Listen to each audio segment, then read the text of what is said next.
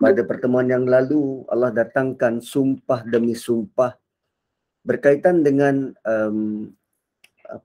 perjalanan hidup kita. Perjalanan hidup kita. Allah suruh kita perhati perubahan mega merah sewaktu maghrib menuju ke malam hari. Allah suruh kita perhati perjalanan bulan daripada anak bulan ke bulan purnama, wal qamari idza tasaq.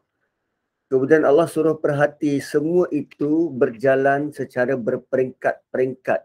Dan begitulah manusia, kita boleh sampai ke usia 30 tahun, 40 tahun, 50 tahun. Kita melalui peringkat-peringkat. Tidaklah manusia itu lahir terus-terus usia 40 tahun. Daripada pemeringkatan ini, banyak benda yang kita boleh belajar. Kita boleh belajar tentang psikologi manusia terutamanya. Kenapa orang pada usia 60 tahun, dia dah 60 tahun, dia bersikap macam tu. Kan, ada orang yang begitu tegar menolak agama tatkala usia dia meningkat. Kenapa begitu? Adakah pada peringkat-peringkat kehidupan dia melalui satu insiden yang begitu traumatik? Ada orang-orang yang kita yang kami pernah jumpa, dia begitu membenci Islam, menjadi ateis hanya selepas kematian isteri dia yang tercinta. Dia tak boleh terima benda tu. Dia tak boleh terima yang isteri dia mati. Lalu dia menyalahkan semuanya kepada Tuhan. So Allah nak kita melihat peringkat-peringkat kehidupan, terutamanya kehidupan kita. Kenapa kita tak berubah sampai ke sekarang? Adakah setiap peringkat kehidupan kita tu kita ada trauma ke, atau ada benda yang kita tak puas ke, atau ada benda yang masih belum lepas ke, atau macam mana?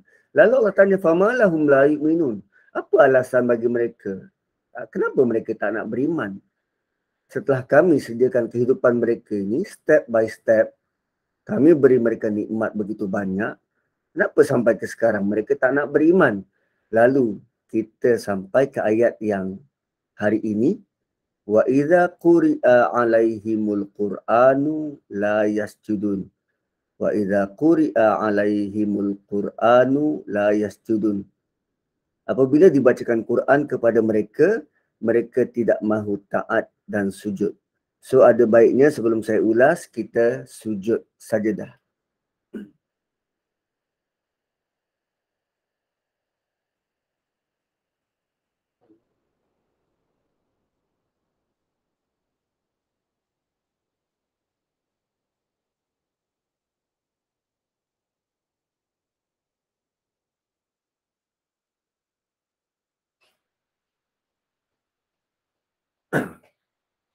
Okey, wa idza quri'a 'alaihimul qur'anu la yasjudun. Perkataan ni tuan-tuan. Perkataan ni kali pertama saya jumpa, saya terkejut dengan susunan dia dan apa yang tersirat daripada ayat ni. Allah kata bila dibacakan, quri'a, bila dibacakan.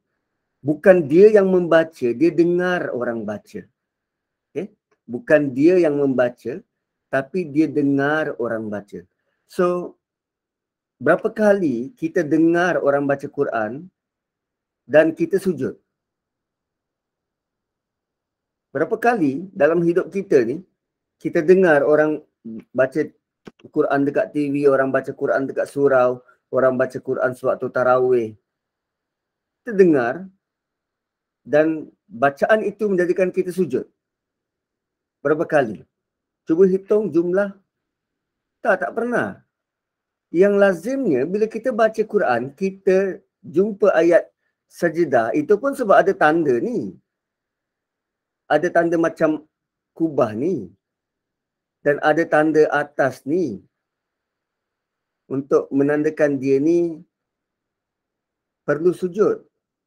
Jika tidak, adakah kita sujud? Tak. So sekarang Allah tanya, Allah bagi tahu kenapa mereka tak beriman. Kerana bila mereka dibacakan Quran, dibacakan ke atas mereka Quran, Mereka tidak sujud. Mereka tidak sujud. Okey. Sujud adalah perbuatan. Sujud adalah perbuatan. So, tadi perbezaan antara dibacakan dengan kita baca sendiri. Kita dengar orang baca dengan kita baca sendiri. Kalau kita baca sendiri,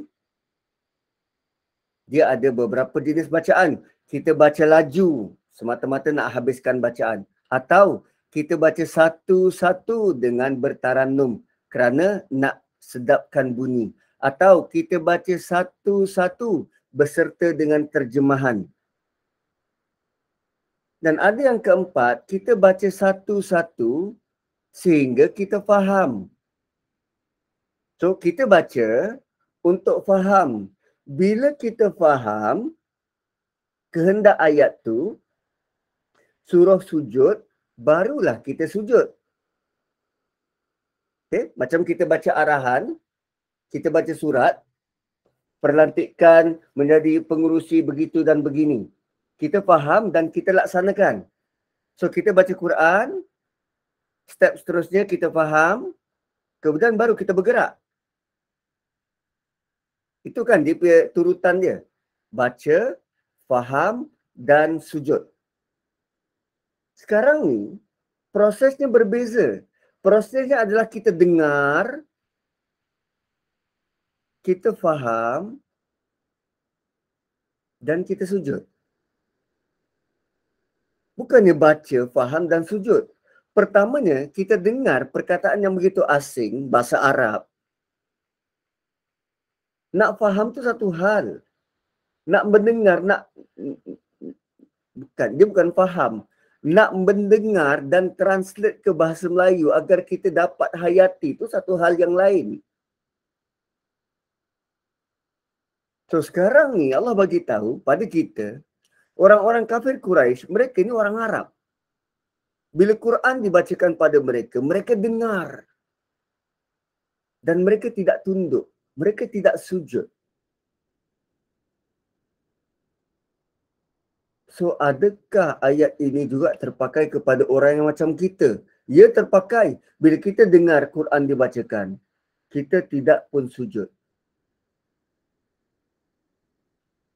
Sebab tu bila Allah ni di atas, kenapa mereka tak beriman? Oh, rupanya bila baca Quran pun mereka tak faham.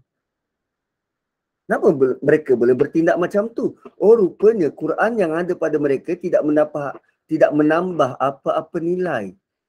Sehingga kan bila mereka baca Quran dan tak faham, lalu mereka tak bertindak apa-apa. La yasjudun. Dan perkataan yasjudun, dia dalam bentuk fi'il mudhari'. Dan fi'il mudhari' ni, dia merujuk kepada sujud berulang kali. Berulang kali mereka dengar Quran dibacakan, berulang kali mereka diperkenalkan dengan Quran, mereka gagal untuk faham dan akhirnya mereka tak sujud. Berkali-kali. Berkali-kali. Dan lazimnya orang Arab ni, dia akan sujud pada sesuatu yang menakjubkan. Kita pun macam tu. Benda yang sangat menakjubkan kita, kita akan rasa lemah kita punya kepala lutut ni. Lalu kita tersembam ke bumi. Benda yang sangat menakjubkan. So, budaya orang Arab begitu. Contohnya, bagaimana kisah ahli sihir yang sujud kepada Allah ketika mereka kalah dengan Nabi Musa. Pakar sihir yang begitu kagum dengan apa yang berlaku depan mata mereka. Mereka pakar sihir, mereka tahu apa yang berlaku itu bukan sihir. Apa yang Nabi Musa bawa, tongkat yang dilemparkan itu bukan sihir. Sihir tak mampu untuk telan sihir yang lain. So dengan kekaguman itulah maka mereka percaya Nabi Musa dia bukan bawa sihir. Apa yang dia persembahkan ialah mukjizat. So benda yang mukjiz maksudnya melemahkan. Benda mukjizat ni dia melemahkan pihak lawan. Sebab tu ahli sihir tu terus sujud. Dan tuan-tuan, Quran ini mukjizat. So selagi kita tak faham, tidak hayati, tidak lihat dalam-dalam, kita takkan rasa mukjizatnya tu. Kita takkan rasa yang kita ni kalah. Kita takkan rasa yang kita ni lemah berdepan dengan Quran. Contoh tuan-tuan. Saya cuba bawa satu ayat yang lain. Ayat yang saya baru jumpa dan dia basically menakjubkan. Okey. Surah Rum. Surah Rum.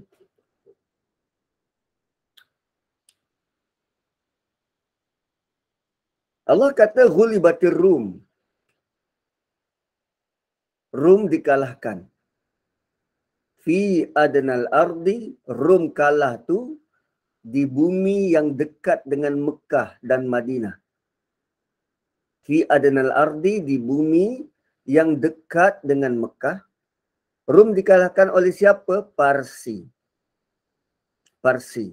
Kemudian Allah kata apa? Wahum mim ba'di ghalabihim, selepas mereka kalah, selepas Rum kalah di bumi yang dekat dengan Mekah, sayaghlibun, mereka akan menang. Mereka akan mengalahkan Parsi. Kali ini mereka kalah. Selepas mereka kalah ni, mereka akan menang semula. Sayaghlibun, mereka akan menang semula. Berapa lama? Fi bid'i sinin. Dalam tempoh tidak sampai 10 tahun. Bid'i ini lebih kurang 3 ke 9 tahun. Dalam tempoh tak sampai 9 tahun.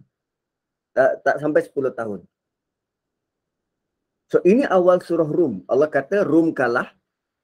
Dikalahkan oleh Parsi. Dan kekalahan Rum pada waktu itu kalah sangat teruk. Kerajaan Rum hancur. Kerajaan Rum hancur. Kalah gila, kalah teruk. So Allah kata mereka akan menang. Berapa lama? Kurang dari 10 tahun. Surah ini turun pada tahun ke-5 kenabian. Itu jam kafir Quraisy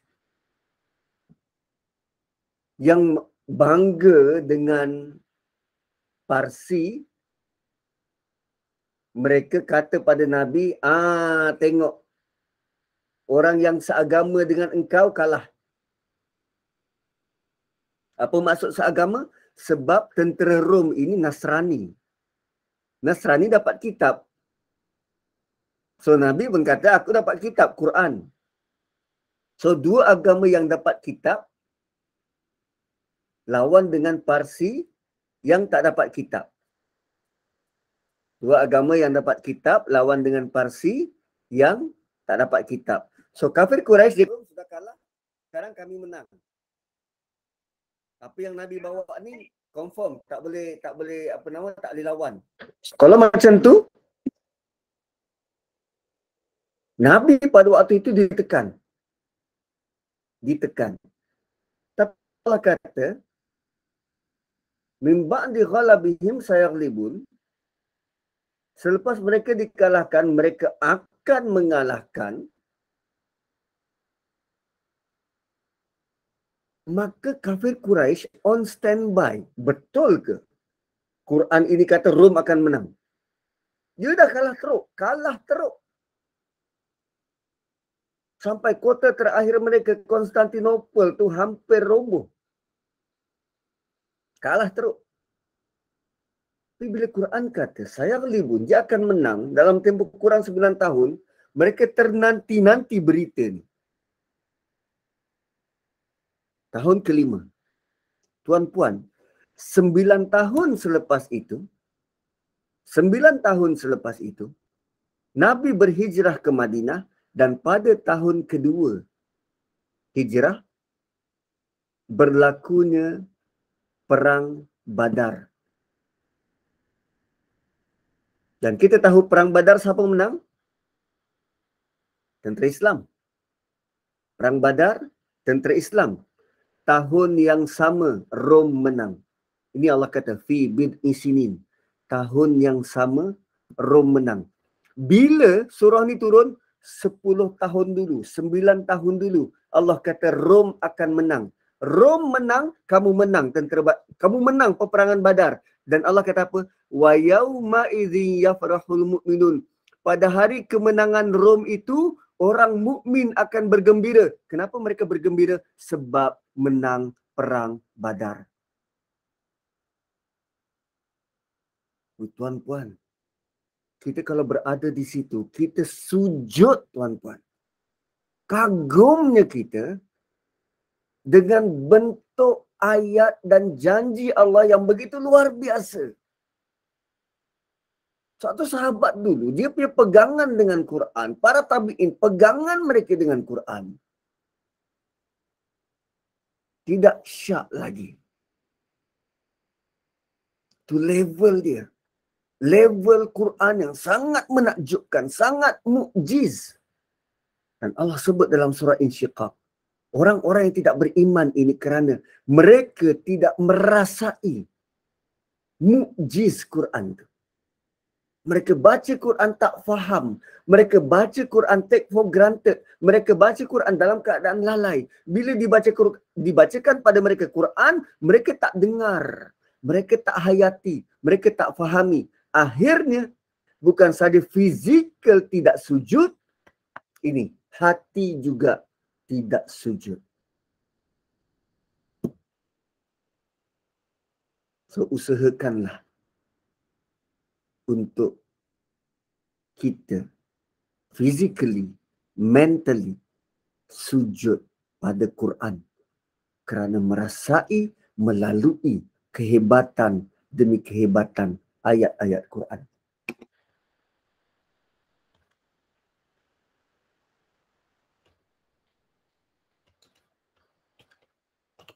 Okay, next. Balil ladzina kafaru yukadzibun.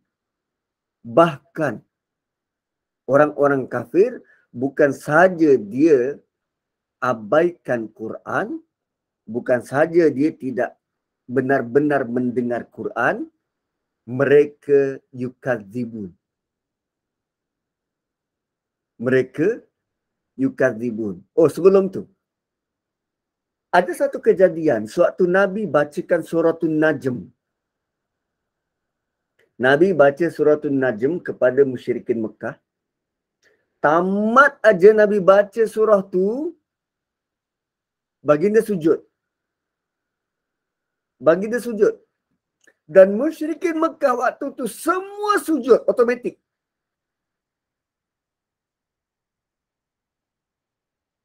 Sebab ada peristiwa lain, seorang penyair yang terulung waktu tu, bila dia mengalunkan syair dia punya hebat, orang sujud sebab terpesona dengan baik-baik kata.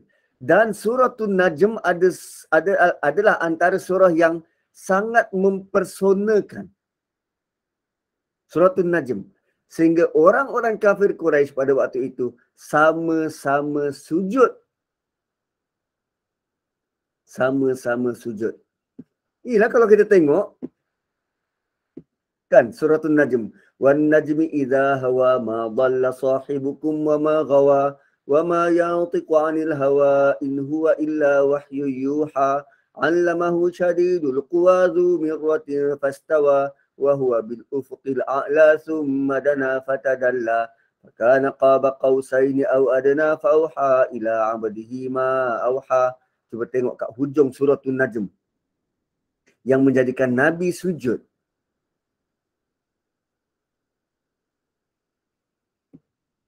Laisa laha min dunillahi kashifah afa min hadzal hadithi ta'jabun wa tadhakuna wa la tabkun wa antum samidun fasjudu lillahi wa'budu. Sujud dan beribadah pada Allah. Semua sujud.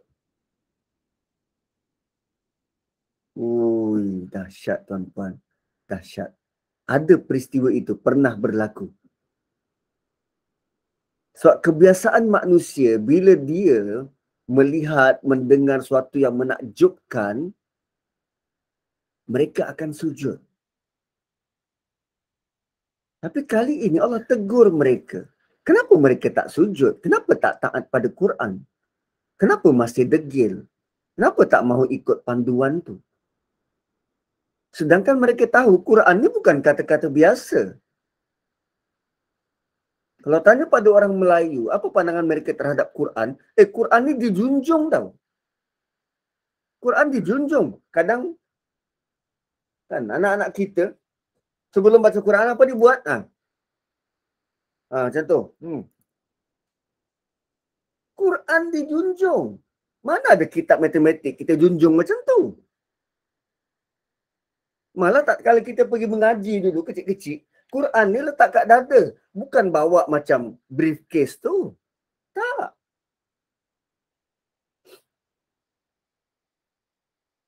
Tapi kenapa tak ikut? Kenapa tak ikut?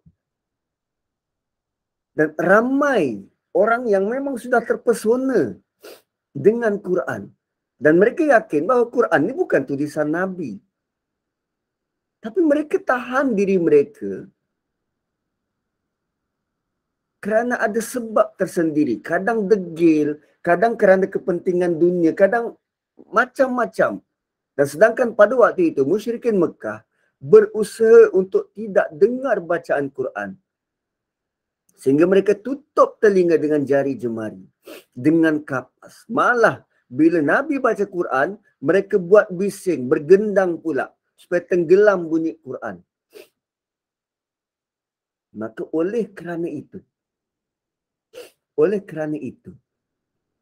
kerana mereka tak nak dengar, Allah akan granted, Allah akan perkenankan permintaan mereka untuk tak nak dengar. Lalu Allah akan hijabkan mereka dari mendengar Quran. Lebih dahsyat dari itu, Allah akan hijabkan diri Allah dari pandangan mereka. Okey. Kemudian balil ladzina kafaru yukadzibun. Bahkan orang-orang kafir itu terus-menerus yukadzibun, terus-menerus mendustakan. Patutnya interaksi dengan Quran, menemui ayat-ayat yang menakjubkan, kita sujud dan taat pada Quran. Tetapi sebaliknya, mereka terus mendakwa apa yang Nabi bawa ni sihir. Apa yang Nabi bawa ni asatirul awwalin. Apa yang Nabi bawa ni dusta. Maksud mendustakan adalah mereka kata Nabi berdusta dalam menyampaikan wahyu. Nabi bohong. Sedangkan dalam hati mereka, mereka tahu bahawa apa yang dihidangkan kepada mereka sangat benar. Tapi mereka dustakan. Sebab degil. Perkataan takzib, pendustaan, disebut banyak kali dalam juzuk Amma ni. Why? Kenapa Allah ulang banyak kali? Itu antara dosa yang sering diulang. Yang kedua, Allah ambil berat tentang apa yang mereka cakap. Kataan itu diulang kerana berat perbuatan tu. Takzib, mendustakan, tak percaya. Spin cerita. Kemudian wallahu a'lamu bima yu'un. Padahal Allah tahu apa yang mereka sembunyikan. Allah tahu apa yang ada dalam hati mereka. Kalimah yu'un, kata dasar dia adalah wa'iyah. Wa'iyah. Maksud wa'iyah ni ialah kumpul dan simpan. Collect and store. Kumpul dan simpan. Contohnya kalau kita jalan tepi pantai, kita nampak sampah, kita kutip, simpan dalam plastik. Kutip, simpan dalam plastik. Itu maksud yu'un. So maksud ayat ini ialah mereka, wallahu a'lamu bima yu'un, Allah tahu apa yang mereka sedang simpan, apa yang mereka sedang sembunyikan, apa yang mereka sedang kumpul. Dan ini bermaksud Allah tahu amal-amal buruk yang mereka sedang kumpul. Tuan-puan, kita sedar tak perbuatan-perbuatan buruk yang kita dah pernah buat selama ni? Ada tak buat list? Kalau dalam 365 hari tahun lepas, start daripada 1 hari bulan 1, 2021, sepanjang hari itu, ada tak kita buat perkara yang buruk? Wah, hari pertama tak ada Ustaz, kita berazam untuk jadi baik. Hari kedua? Hari ketiga? Hari keempat? Semua itu tercatat, dikumpul. Dan Allah tahu. Wallahu a'lamu bima yu'un. Allah lebih tahu apa yang mereka kumpul dalam hati. Apa yang mereka rahsiakan. Ngeri. Ngeri. Malah perkataan yukadzibun diulang banyak kali dalam juzuk amma ni.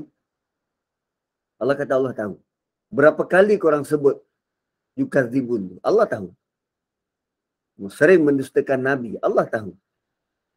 Mereka kumpul amal-amal buruk mereka. Mereka himpun dosa mereka. Himpun banyak-banyak untuk dibawa ke akhirat. Dan mereka sendiri tahu apa yang mereka buat.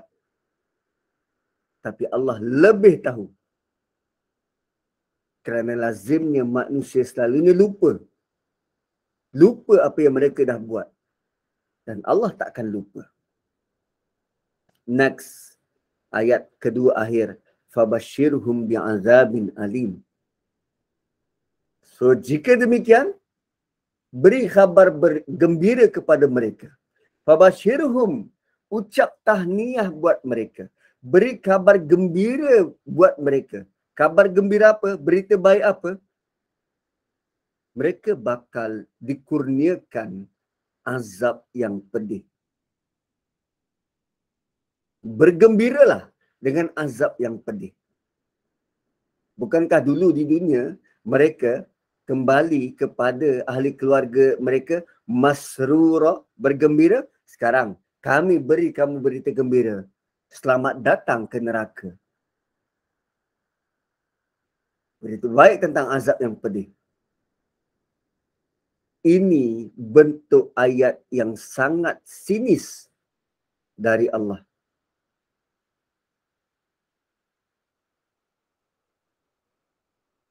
Ingat tak permulaan surah ini? Allah sebut langit dipecahkan. Kan? Surah ni kan langit dipecahkan. So basically, Allah suruh beritahu pada mereka-mereka ni, sewaktu langit tu dipecahkan, berilah kabar gembira kepada mereka dengan azab. Kalau tetap degil untuk menerima kebenaran, maka tunggulah berita gembira itu. So langit dipecahkan semata-mata nak bagi tahu pada orang-orang kafir ini, tahniah, anda menang tiket menjadi ahli neraka. Sarkastik tuan-tuan, sarkastik. Bukan dulu mereka suka buat buat satira untuk orang beriman. Mereka suka sarkastik dalam memberikan jawapan. Dan di akhirat nanti, Allah bukan saja akan memberi azab fizikal, tetapi azab emosi bentuk sarkastik macam ni. Dan di akhir, Allah kata ada pengecualian, ada exceptional. Illalladzina amanu wa amilus solihati lahum ajrun ghairu mamnun. Kalau tadi berita gembira kepada orang-orang yang musyrik, mereka akan dapat mereka akan bergembira dengan azab yang pedih, dan sekarang berita gembira pula kepada orang-orang beriman, illalladzina amanu.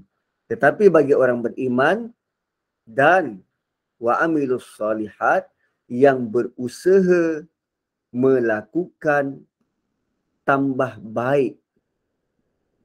Amal soleh bukan hanya buat benda baik. Amal soleh artinya improvement.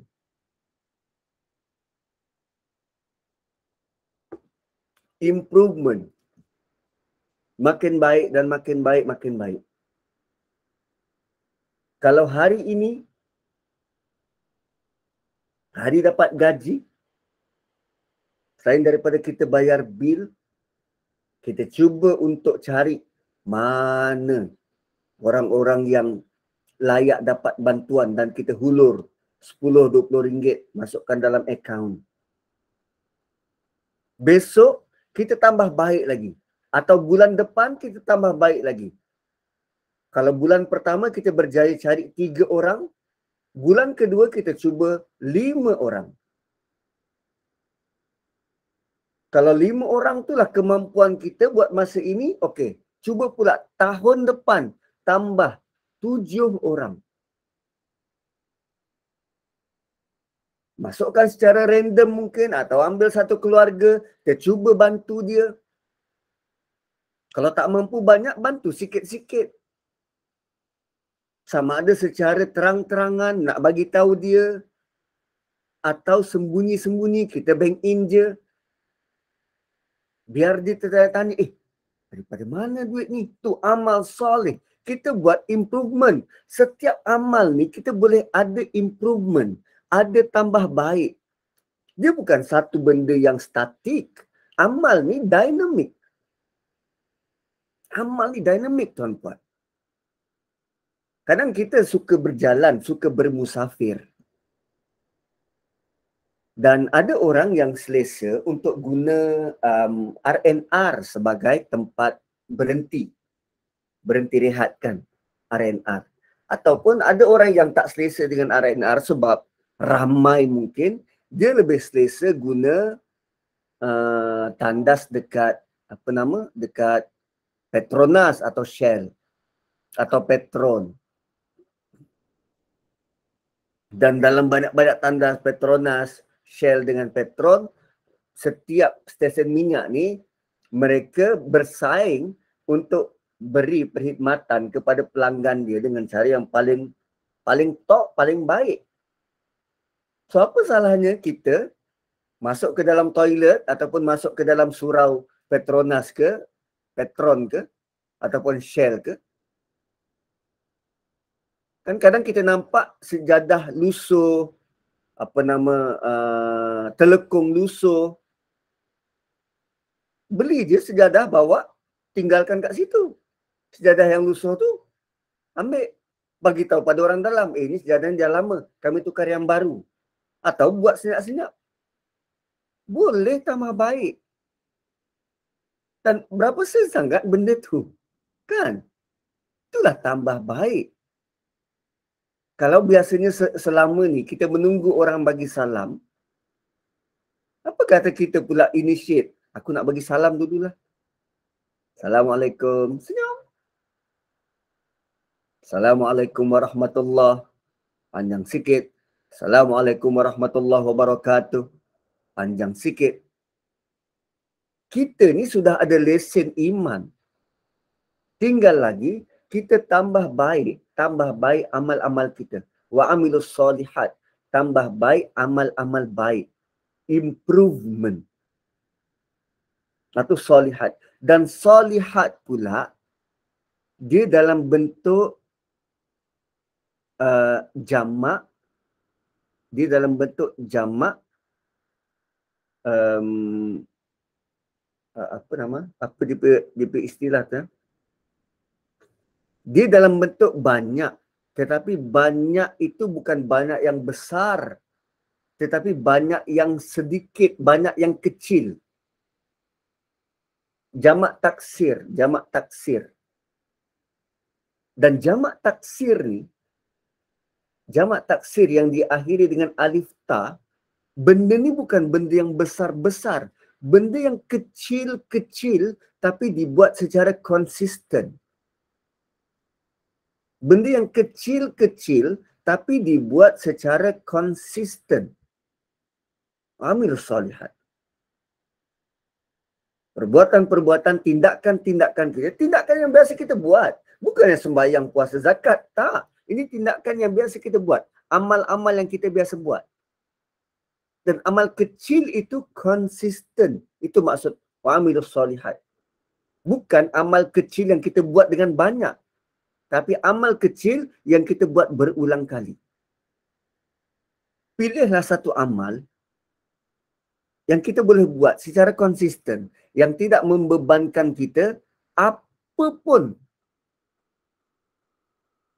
kita buat sampai benar-benar kita boleh hidup dengan dia. Wa amilus solihat illal ladzina amanu wa amilus solihat. Okey. Kadang kita bukan tak berkawan.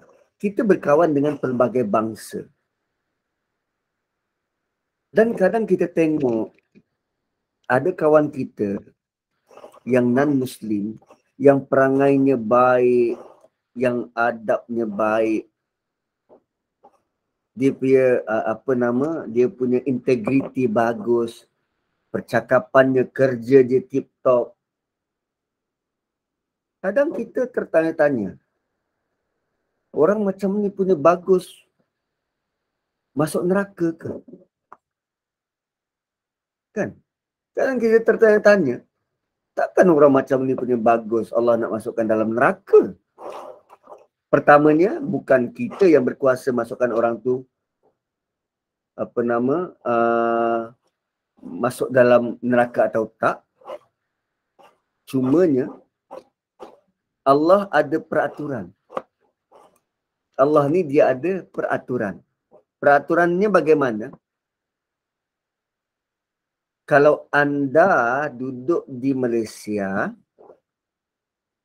usia 17 tahun, anda belajar sekolah menengah tingkatan 5, anda bakal menduduki peperiksaan penting, peperiksaan SPM. Bagi usia 17 tahun, duduk di Malaysia, dan akan ambil peperiksaan SPM. Katalah kita sama-sama 17 tahun, sama-sama nak ambil SPM.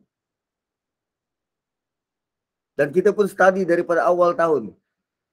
Belajar dan belajar dan belajar dan belajar, sampailah ke seminggu sebelum periksa. Seminggu sebelum periksa. Lalu kita pun pulun sama-sama belajar. Dan pada hari nak ambil periksa, anda semua dah bawa slip. Kan kena bawa slip peperiksaan untuk mengesahkan anda benar calon. Anda semua ada slip, saya tak ada slip. Tapi saya dah belajar untuk SPM ni daripada awal tahun. Cuma saya tak daftar. Saya tak daftar, saya tak declare yang saya ni pelajar dan nak ambil SPM. Syahadah adalah declare daftar yang anda adalah hamba. Itu pentingnya amanu tu. Iman. Registered. Sama macam orang yang isi minyak, kumpul poin, bonus link. 2 orang, 2 kereta, hari-hari isi minyak. Satunya dia daftar bonus link untuk kumpul poin. Satu lagi tak daftar. Walaupun sama-sama isi minyak hari-hari, tapi yang daftar ni ada dapat benefit. Yang tak daftar, dia isi botol je. So kalau kita jumpa dengan orang yang non-Muslim yang baik, kan sayang, teramat sayang kalau mereka ini jadi ayat 24 tu. Kita nak tarik mereka supaya apa yang mereka buat, mereka punya adab tu dah baik dah. Kenapa saya tak sebut akhlak? Sebab ada beza besar antara adab dan akhlak. Ada beza besar antara adab dan akhlak. Adab ni, dia berasal dari perkataan ta'dib. Ta'dib. Dan ta'dib ni, dia boleh dipelajari. Boleh dapat hasil dari belajar. Nah, boleh dapat hasil daripada belajar. Dia belajar moral, dia belajar integriti, dia belajar etiket. Tu dia akan ada adab. Adab. Akhlak. Akhlak pula, kata akar dia khalaqa atau khuliqa. Khalaqa. Akhlak kata akar dia khalaqa. Dan khalaqa ini kembali kepada khaliq Allah. Allah khaliq, kita makhluk. Allah khaliq, kita makhluk. Dan akhlak ni tercetus, terhasil kesan daripada iman kita pada Allah. So tu beza akhlak dan adab. Akhlak ni tercetus hasil dari iman kita pada Allah. Adab ni boleh dipelajari. Sesuatu bila ditanya pada Aisyah, macam mana sikap dan perangai Nabi? Aisyah kata, kana khuluquhul Quran. Akhlak dia akhlak Quran. Dia tak kata adab dia macam Quran, tak, akhlak. Kerana ada sentuhan iman. Illal ladzina amanu wa amilus solihat. So bagi orang yang beriman dan continuously buat self improvement, continuously untuk buat penambahbaikan demi penambahbaikan, continuously untuk konsisten dalam amal dia, walaupun sedikit, walaupun kecil. Allah kata lahum ajrun ghairu mamnun. Bagi mereka pahala yang tidak putus-putus.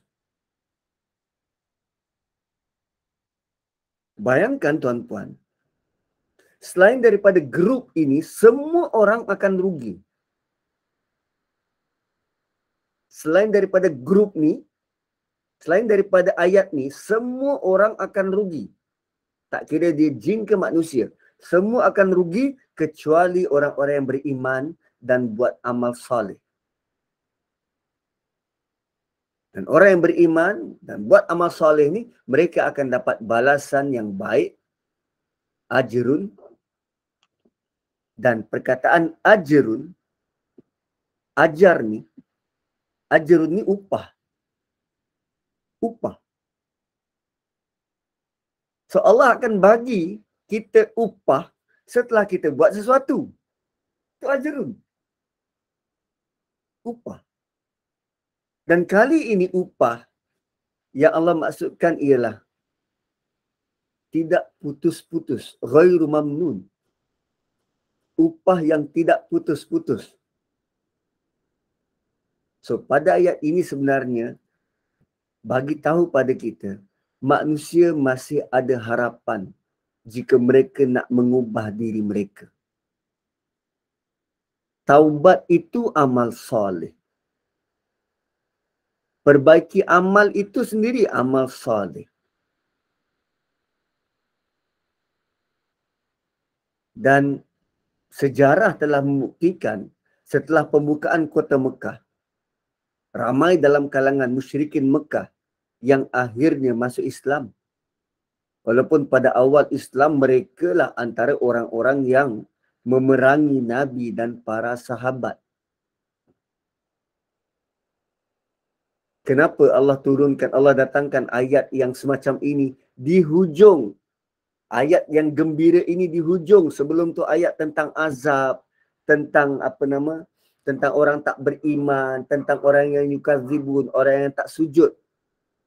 Kalau nak bagi tahu kafir Quraisy, sebelum sampai waktunya nanti kamu beriman. Satu bila pembukaan kota Mekah, mereka nampak apa yang berlaku. Tuan-puan, apa yang berlaku sewaktu pembukaan kota Mekah?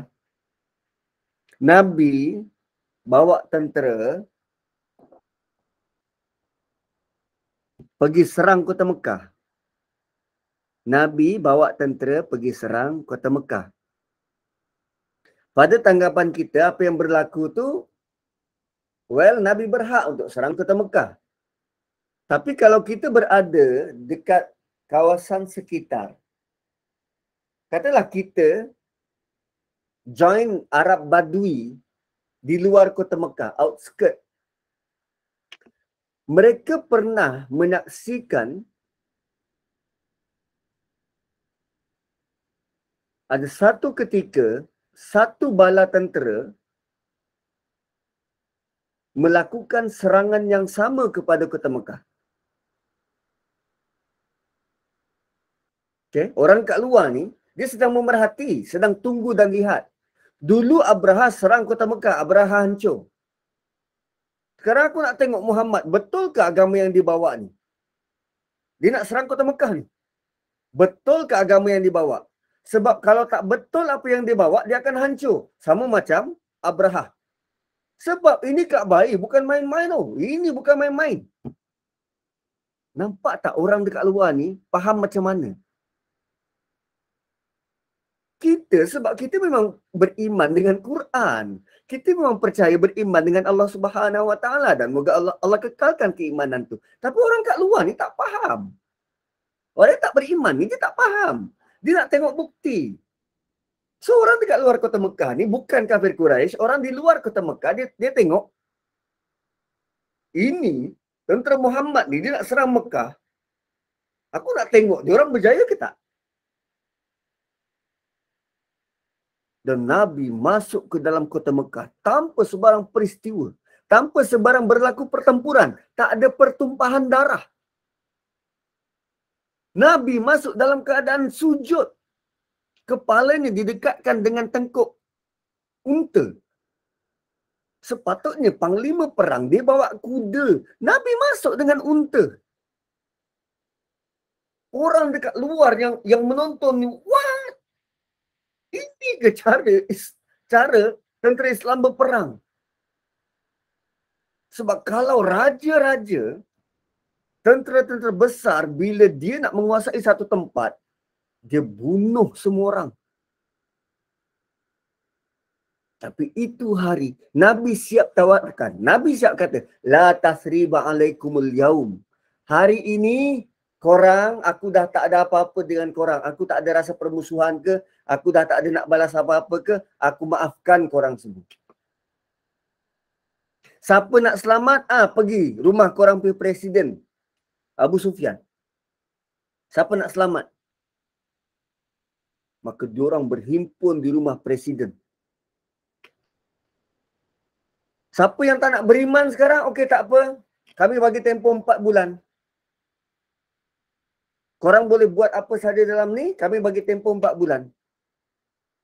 Setelah 4 bulan kalau tak nak beriman, okey, boleh keluar dari kota Mekah. Macam tu.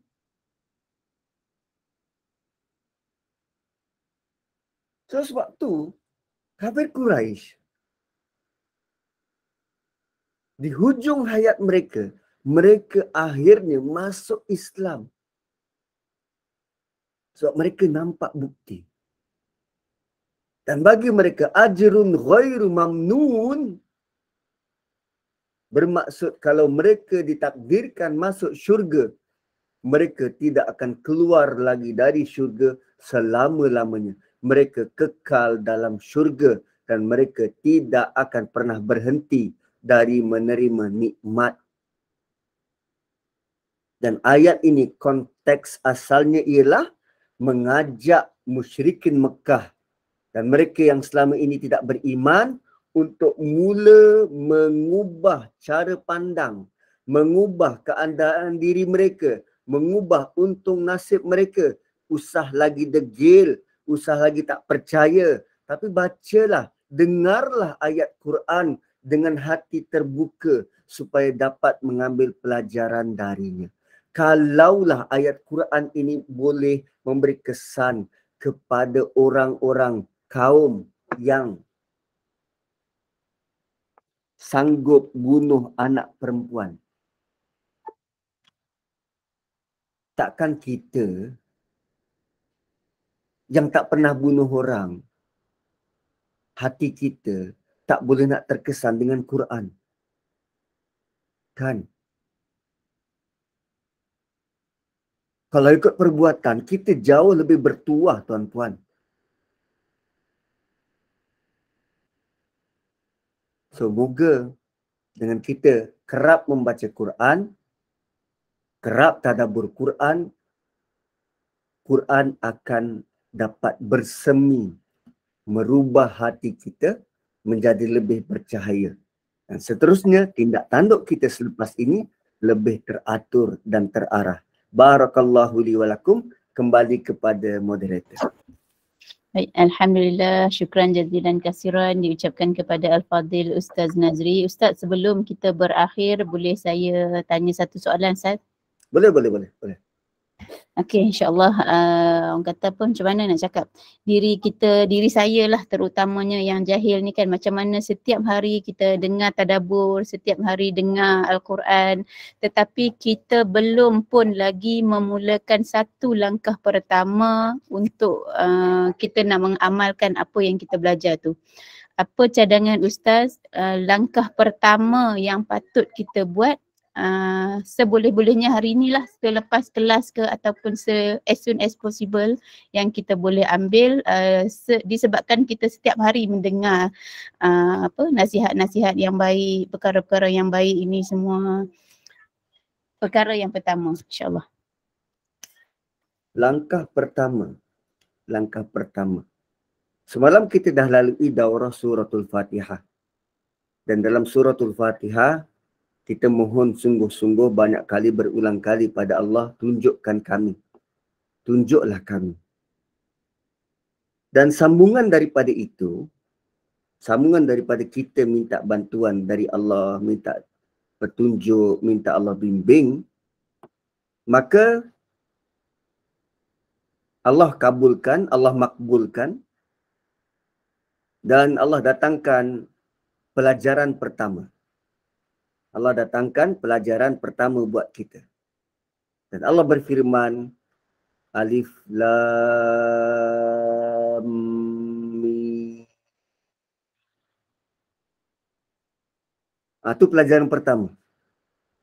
Tahu tak apa maksud?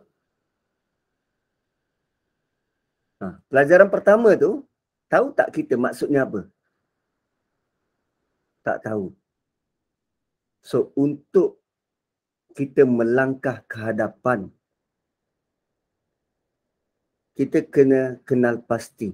Kita kena tahu dan fahami bahawa sebenarnya kita tak punya kuasa, kita tak tahu apa-apa. Kita dah dengar ayat Quran ni. Apa yang aku perlu bertindak? Apa yang perlu kita buat? Pertama, kita kena akui yang kita lemah.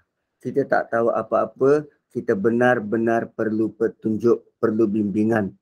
So, bila kita tahu yang kita lemah, bila kita tahu kita tak mampu buat apa-apa, bila kita tahu yang kita ni tak tahu, kan confused nak buat apa dulu ni.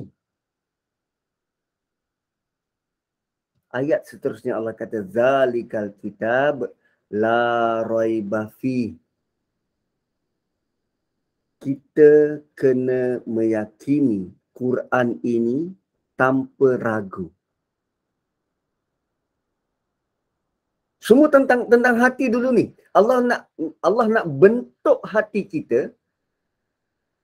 Mulakan dengan stay humble sebagai hamba dan benar-benar pegang dengan Quran. La raiba fi. Benar-benar pegang dengan Quran. Ayat seterusnya baru Allah sebut tentang tindakan. Alladzina yu'minuna bil ghaib wa yuqimunas salah wa mimma razaqnahum yunfiqun. Mereka beriman dengan perkara gaib, terutamanya hari akhirat. Mereka yang mendirikan solat secara berjamaah bersama-sama. Yuqimu, kan jamak. Solat berjamaah secara bersama-sama. Wa mimma razaqnahum yunfiqun. Dan apa yang dirizkikan kepada mereka, mereka infakkan. Nah, itu antara tindakan-tindakan Allah nak kita buat. Allah tak suruh kita buat benda-benda besar. Bina kerajaan Islam. Tak. Selamatkan orang daripada neraka. Tak. Allah suruh benda yang basic je. Solat. Hubungan kamu dengan harta. Kami yang beri rezeki. Kamu tinggal agihkan. Begitu. Tindakan-tindakan, aktiviti harian sebenarnya. Setelah kita baca Quran, apa yang perlu bertindak? Aktiviti harian. Tinggal lagi, aktiviti yang kita buat itu kali ini ada asas. Bersandarkan ingatan kita pada Quran. Oh, Allah suruh buat beginilah. Kalau kaitan dengan mak bapak, dalam surah ni lah sebut tentang mak bapak. Kalau kaitan dengan harta, macam ni lah. Kalau kita bercakap dengan orang, surah ni lah. Tu. Benda harian kita buat, tetapi dia ada sandaran ayat-ayat Quran yang mula mewarnai kehidupan kita. Ayat-ayat itu akan mengingatkan kita. Ayat-ayat itu akan memandu kita. Wallahu a'lam. Baik, Alhamdulillah Ustaz. Terima kasih. Syukran jazilan kasiran diucapkan kepada Al-Fadhil Ustaz Nazri di atas penerangan yang sungguh-sungguh bermanfaat buat kita. Jadi diri saya dan juga kita semua ambillah iktibar, ambillah seberapa banyak yang kita boleh ambil manfaat daripada pengajaran kita pada hari ini. InsyaAllah kita dah habis untuk surah Al-Insyiqaq hari ini. Mungkin selepas ini kita ada surah yang baru ke Ustaz? Apa? Serahkan pada cadangan Ustaz. Baik, pelajari lagi tentang pada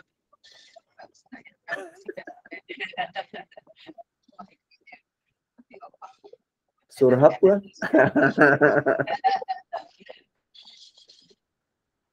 Entah, saya tak tahu lagi. Nanti saya decide lah surah apa. Nanti kita decide bersama surah apa.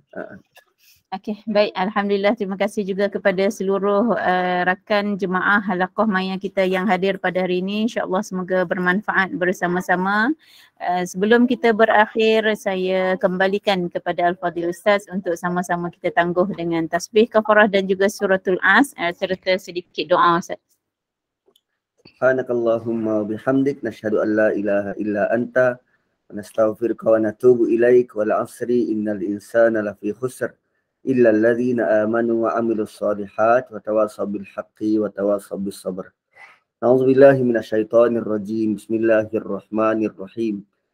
Alhamdulillahi rabbil alamin wassalatu wassalamu ala asyrafil anbiya'i wal mursalin Sayyidina Muhammad wa ala alihi wa sahbihi ajma'in. Ya Allah, hamba-Mu sedang mengangkat tangan berdoa padamu ya Allah. Kau ampunkanlah dosa-dosa kami ya Allah. Dosa yang kami sedar dan dosa yang kami tidak sedar ya Allah. Dosa ego kami dan dosa kelemahan kami ya Allah. Ampunkan juga dosa kedua orang tua kami ya Allah. Muliakan mereka, peliharalah mereka seperti mana mereka memelihara kami, mendidik kami, membesarkan kami sejak kami masih kecil.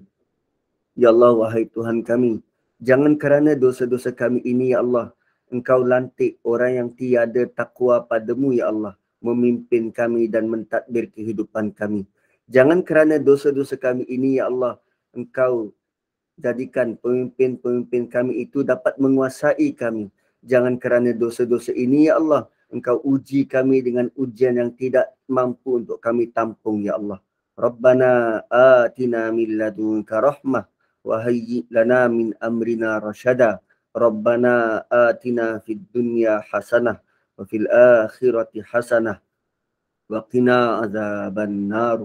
Sallallahu ala Muhammad wa ala alihi wa sahbihi wa baraka wa sallam.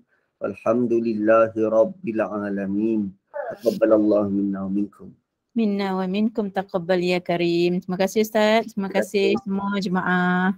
Ustaz. Terima kasih Ustaz. Terima kasih.